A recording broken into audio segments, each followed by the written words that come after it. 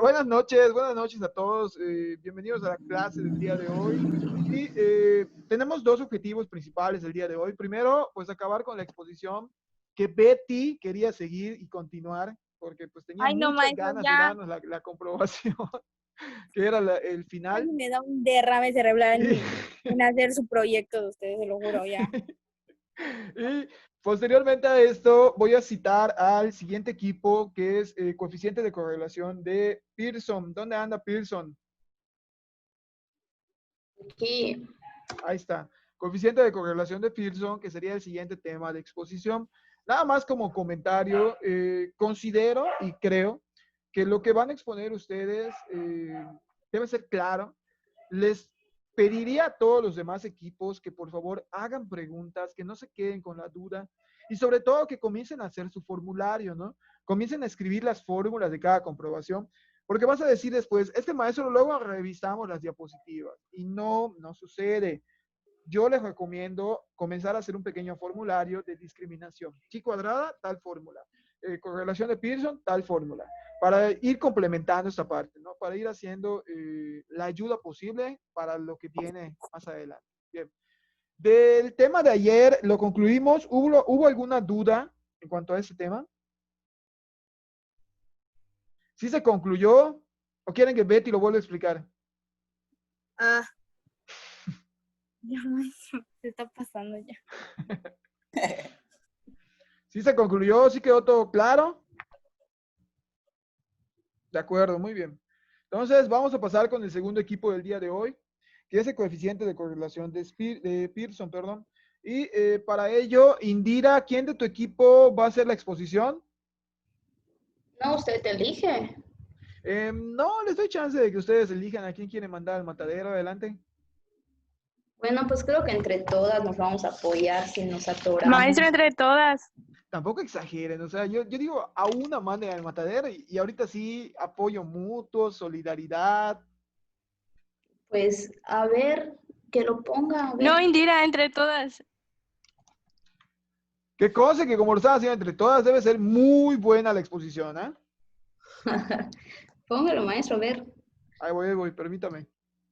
Está cargando la página. Tengo todos mis apuntes, a ver cómo. ¿Tienen las fórmulas? ¿Tienen el ejemplo? Sí, solo la actividad luego se los marcamos porque no las puse en el PowerPoint. Aquí está, en presentaciones.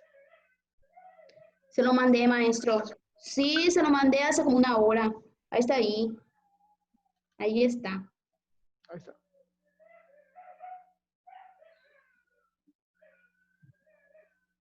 Vamos a esperar a que cargue y comenzamos. Todos los demás listos con la libreta. Siento que están muy zombies el día de hoy, no sé por qué. Pero bueno, adelante equipo, les cedo la palabra y les escuchamos. Bueno, el coeficiente de Pearson se trata de un índice que mide si los puntos tienen tendencia a disponerse en una línea recta. Aquí lo importante es que tenemos que saber si los valores se acercan a -1 y +1. Más abajito, maestro. Ahí está. Cámbialo, maestro. Listo. Los datos importantes. En primer lugar, tenemos la fórmula. Esta fórmula pues es prácticamente la que nos sirve para sacar la correlación de Pearson, pero antes se necesita hacer otros procedimientos como sacar la covarianza, la varianza y la media, si no me equivoco. Nada más como comentario, el simbolito ese que parece una A invertida se conoce como GRO. ¿El maestro? La que parece una A invertida se conoce como GRO. Ah, ya. Ahí está.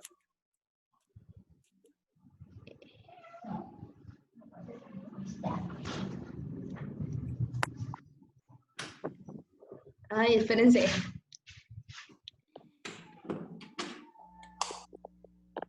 ¿Quién me ayuda aquí? Espérense. Team back, team back. Ay, voy, maestro, estoy leyendo. Aquí dice que... espérese, maestro. Ok, dice que... ¡Ay! ¿Quién me ayuda? Por ejemplo, cuando R es mayor a 0, la dependencia entre dos variables es positiva o directa. Es decir, que si una sube, la otra igual. Por ejemplo, si una va hacia arriba, la otra también debe de ir hacia arriba. También dice que... Mamá, vaya, se me pone nerviosa. Dice que si R es menos, o sea, da igual a menos 0, la dependencia entre dos variables es negativa o inversa, es decir, que mientras una sube, la otra baja. Y también aquí lo importante es que la correlación de Pearson, como les había mencionado, debe de dar 1 o menos 1. Y aquí, si se dan cuenta, en las gráficas nos lo representa de cómo se debe de formar en las gráficas. Por ejemplo, si nos da R, ¿ya vieron las gráficas? Equipo que me ayude. Es que si alguien que me ayude. No sé ustedes, segundo C, pero siento que ya no huele a muerto, ya huele a zombie, ¿no? Que ya se descompuso por ella. Ok, ahí va. Esa parte. Ahí va. Hay apoyo al equipo. Miren, se dice que el coeficiente de correlación de Pearson es aplicable para medidas de intervalo. ¿Se acuerdan cuando vimos los tipos de escala? Que les decía que había nominal, había ordinal, había de intervalo. ¿Y cuál era la última? ¿Mande? Habían 4 tipos de escala. ¿Cuáles eran los 4 tipos? Nominal, ordinal, de intervalo y... Ay, no sé, maestro, no lo investigué. Ya se los expuse. Era correlacional, ¿no? Bien. No. Ese es el tipo de alcance. Ay. Tengo razón. No sé, ya. No sé, tengo puesto razón. Es razón, intervalo, nominal y ordinal. Sin embargo, como decía Fabi, el coeficiente de correlación de Pearson únicamente aplica para hipótesis correlacionales, ¿de acuerdo? Entonces, el coeficiente de correlación de Pearson trabaja con medidas de intervalo, punto número 1 e importante, no trabaja con medidas nominales, sino que trabaja con medidas de intervalo. Es uno de los principales requisitos del coeficiente de correlación. Comentario número 2. Si el coeficiente de correlación R de Pearson es mayor que 0, la dependencia entre dos variables es positiva, es decir, que hay una asociación entre una y otra. Voy a poner un ejemplo. Pensemos que si un estudiante saca buena calificación en español, posteriormente también debería de sacar buena calificación en matemáticas. Y me dio un coeficiente de correlación de Pearson de 0.98. ¿Qué quiere decir? Que sí hay un nivel de asociación entre esas dos variables. Es decir, que el estudiante que le va bien en español, posteriormente también le va bien en matemáticas. ¿De acuerdo? Si el coeficiente de correlación es menor a 0, la dependencia entre dos variables es negativa o inversa. Es cuando jugábamos con estas correlaciones donde no había relación entre esas variables o era inversa. ¿Qué quiere decir inverso? Que puede ser que una variable baje y la otra variable suba. Efectivamente, así ya se los había explicado. Y no es posible que el coeficiente de correlación te dé 1 o menos 1. No es posible en estudios de ciencias sociales. ¿Cuándo se da este fenómeno? En ciencias exactas como la física y las matemáticas. Pero en el ámbito de las ciencias sociales, chicos, lo más cercano que vamos a tener es un 0.94, 0.93, porque es muy complicado que lleguemos a ese 1 exacto, ¿de acuerdo? Y a eso se refiere esta cuestión. Y dice que cuando R es igual a 0, puede afirmarse que no existe relación lineal. Es decir, que las variables no tienen relación definitivamente. ¿Sí quedó claro hasta aquí? ¿Tienen alguna duda? Nada, excelente. Muy bien, continuamos. Hay un diagrama de dispersión. Maestro, Dígame. yo sí tengo una. O sea, cuando va recto es cuando es igual a 1 y a -1. O sea, no, recto, No. en diagonal, estos puntitos de la imagen, ¿o qué tiene que ver la imagen? Ok, mira, imagínate que son 4 sectores los que normalmente se manejan en un plano, ¿no? O en un plano cartesiano. Recuerda que hay sector 1, sector 2, sector 3 y sector 4, ¿no? Entonces, haz de cuenta que este sector está representando que mientras más cercano a 1 está, el coeficiente va totalmente de la mano, va derechito, ¿de acuerdo? Cuando es -1, va hacia abajo, pero también va derecho. Sin embargo, va en términos negativos. ¿Cuándo se da este fenómeno? Cuando R es mayor que 0, se da el ejemplo número 1, ¿de acuerdo? Por ejemplo, acá el ejemplo número 2, sí nos da igual a la primera forma de Pearson, donde dice que R es mayor a 0. Si te das cuenta, en donde dice R es igual a 1 y R es igual a 0.97, está aplicando esta explicación. En cambio, donde dice R es igual a 0.53, ya el nivel de relación se ve más fragmentado. Es decir, mientras más cercano al 1, más derecha va a ir la gráfica de relaciones.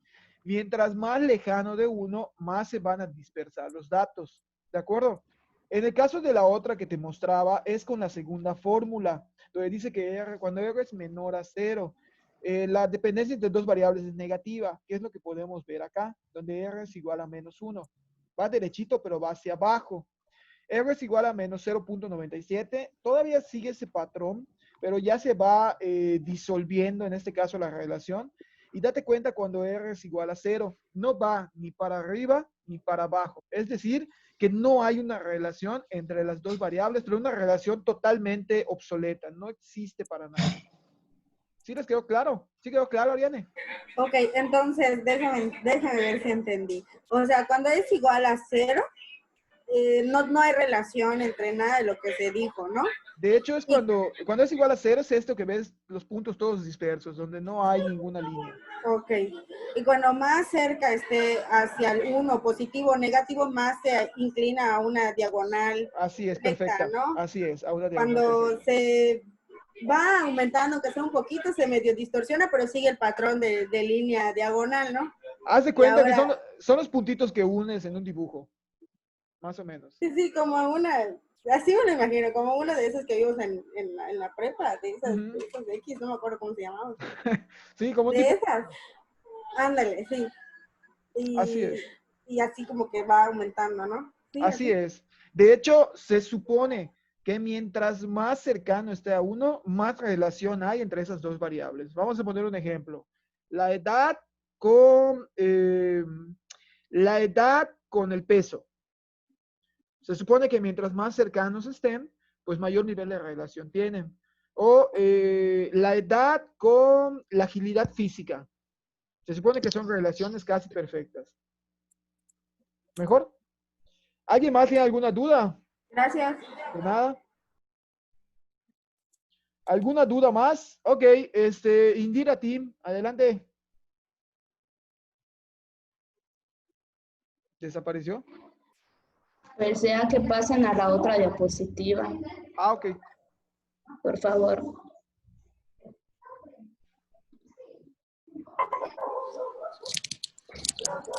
Bueno, pues aquí son los datos que teníamos y primero se divide entre dos variables, la X y la Y. Y no sé si pueden ver aquí los datos de una columna, la X tiene uno y Y tiene otro.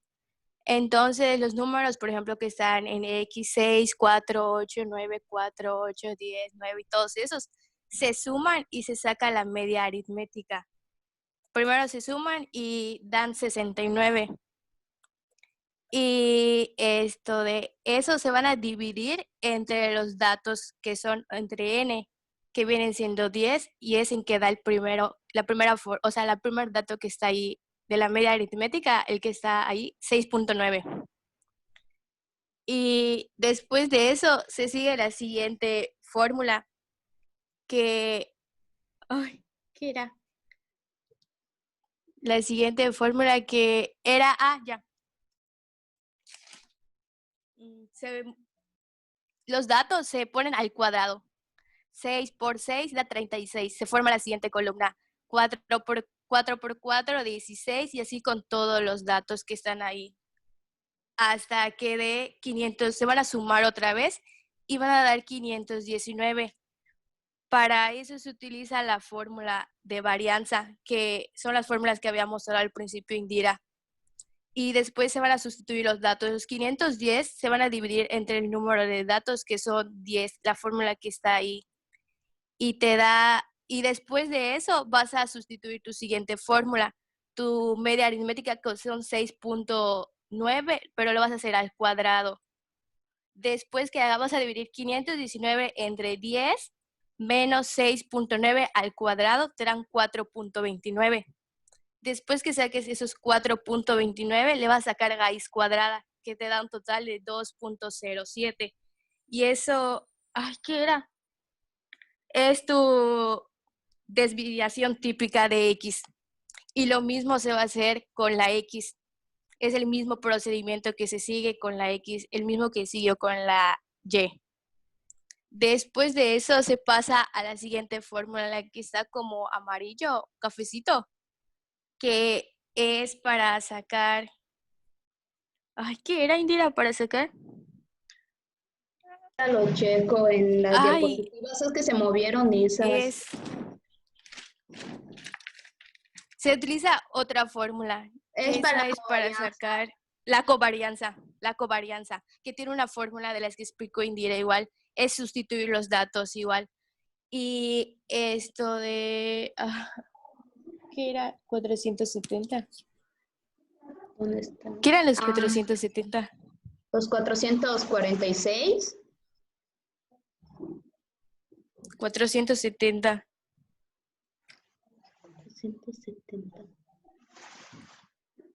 Ahorita lo checo, Yanni.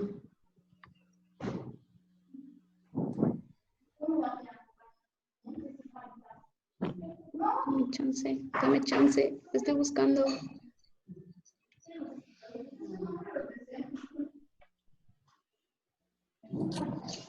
Bueno, la tercera columna son los datos de 30, o sea, el de 36 es en que se multiplicó 6 por 6, 36, o sea, al cuadrado. Y la siguiente columna está 25, 25, son en que se multiplicaron al cuadrado, igual los datos de X. Y la tercera columna... 470 es el resultado de la última columna, pero es que se movieron en las diapositivas. Bueno, y tienes 446, ¿no? No, sí. Ya lo vi. Se corrieron. En la última columna, ya me acordé, en la última columna es esto de... Es multiplicar los datos de, ¿no?, de X y Y. Es la multiplicación de 6 por 5, 6 por 5, 4 por 5. Y dan los 470, los que están ahí. Esos 470 se van a dividir entre otra vez los números de datos entre n. Y te da se va a dividir entre el número de datos que son 10. Y los 6.9 y el 6.4 es la media aritmética del dato X y del Y, los que se sacaron primero. Los que, no sé si lo pueden ver, el 6.9 y el 6.4. Bueno, ya que están eso, se va a hacer una multiplicación. Se divide los 470 entre 10 menos las medias aritméticas, pero están multiplicadas esas, y te dan los 2.84. Ya después que estén el 2.84, es para sacar la correlación, la última fórmula. Eso se va a quedar así, los 2.84 y el 2.07 y el 1.91 son los resultados que están abajito, que son las desviaciones típicas tanto de X como la de Y. Y se recomienda que primero se hagan las multiplicaciones, o sea, primero se multiplique 2.07 y 1.91, ya que se tenga el resultado, ya se puede dividir el 2.84 entre el resultado que te va a dar el 0.72. Y aquí abajito están las fórmulas solo es sustituir los datos. Primero se utiliza la de la varianza, después la covarianza y de último la correlación.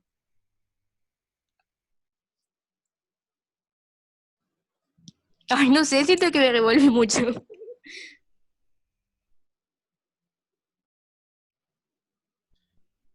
Y fue la que lo entendió mejor, maestro. Imagínese cómo estamos. Oigan, no quiero preguntar, pero ¿alguna duda? Es que prácticamente solo sustituyen las fórmulas. Ajá, solo es sustituir. Primero utilizas tu media aritmética normal, después la varianza, la covarianza y de último la correlación de Pearson. Pero solo es sustituir tus datos. ¿Alguna Eso duda? sí yo sí tengo una, y eso sí lo entendí, de verdad. Pero lo que no entendí es la quinta columna. Sí, de donde está X y Y, no entendí qué es. ¿Cuál? La que inicia con 30, 20, 56, esa no entendí qué es. Vi que su resultado es 470. ¿Cuál? Porque se corrió. La que inicia con 30. Ah, ya. Es que esos son multiplicados X por Y, ¿no? 6 por 5. Sí, es la multiplicación que tienes. Por ejemplo, el primer ejemplo, 6 por 5 te dan 30. Equipo, les voy a regañar por una cosa. Qué bueno que me lo recuerdas, Ariane. Equipo, debieron de poner Le pusimos las fórmulas ahí. Efectivamente, de cada columna. De repente ya... Maestro, lo tengo, se los acabo de enviar en el grupo. Chequen, pero se movió. Que lo chequen en el grupo y que digan. Bueno, enviar. Así era necesario como que poner estas fórmulas, ¿no? Decir, esto es x elevado al cuadrado, esto es y elevado al cuadrado, y esa es la multiplicación de x por y. ¿Por qué? Porque así como está, la verdad, yo sí lo entiendo, porque pues son temas que ya hemos trabajado bastantes veces, pero pues sí ayuda mucho más en el ejemplo ver las diferentes fórmulas que se están aplicando. Creo que por allá iba tu pregunta, ¿no, Ariane? Creo que sí necesitaríamos tener estas fórmulas arriba de la tablita. Sí, Maestro. de hecho, para hacer así como que mi formulario, escribí x, y, x al cuadrado, y al cuadrado y x por y para poder tener una idea de lo que va. Muy bien, Ariane. ¿Qué pasó, Fernando? Espérame. No sé si es. Permítame, me queda un minuto. Ahorita que regresemos me das tus dudas.